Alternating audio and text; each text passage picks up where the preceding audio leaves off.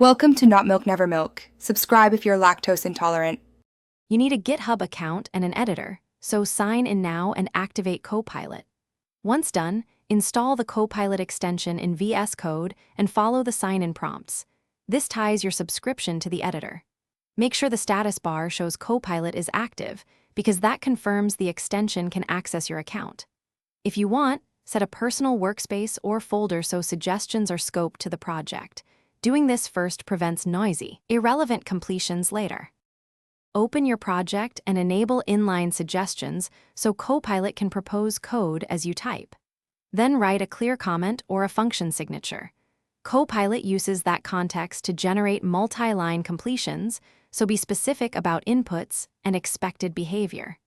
Use the accept or cycle shortcuts to pick the best suggestion and edit the result.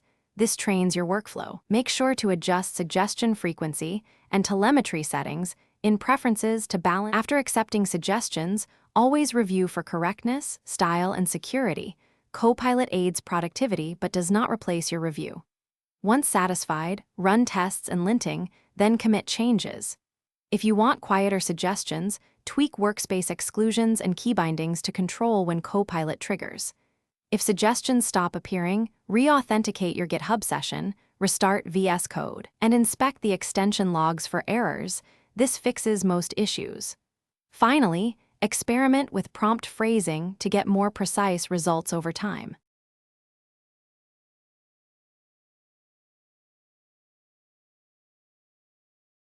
Thanks for watching. If this was helpful, leave a like and consider subscribing. See you next time.